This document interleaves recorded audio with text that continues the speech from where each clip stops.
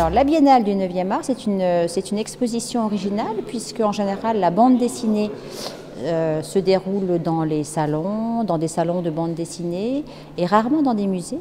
Et la ville de Cherbourg en Cotentin, depuis déjà plusieurs années, a souhaité installer la bande dessinée au sein d'un musée, ce qui n'est pas fréquent. Benoît Peters et Françoise Coyton sont deux auteurs de bande dessinée que nous aimons beaucoup.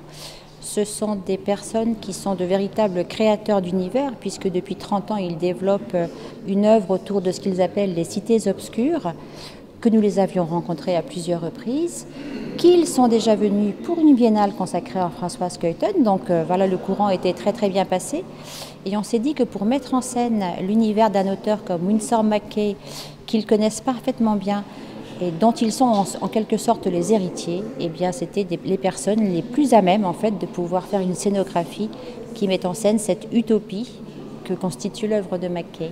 Cette biennale, c'est une biennale estivale, donc elle sera inaugurée le 23 juin 2017 et elle se prolongera jusqu'au 1er octobre de manière à ce que les scolaires puissent aussi en profiter puisqu'il y aura aussi des rendez-vous et des animations spécifiques pour les élèves des écoles, collèges et lycées.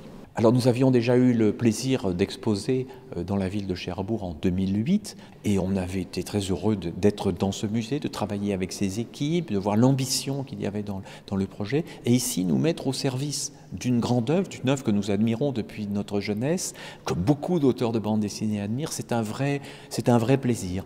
Donc on va essayer de faire une scénographie qui soit vivante, attrayante, au service du dessin mais sans austérité. Nous avons réussi à rassembler une cinquantaine d'originaux, dont la moitié à peu près de Little Nemo in Slumberland, et donc ils seront mis en valeur. C'est le clou de l'exposition. Mais nous voulons aussi montrer des journaux d'époque, car c'est eux qui présentent la couleur et donc qui font vivre aussi ces pages, et puis des dessins animés qui seront présentés.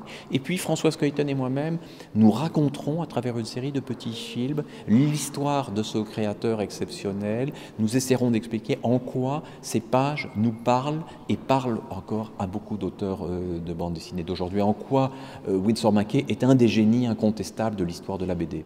À bientôt sur tv.tv.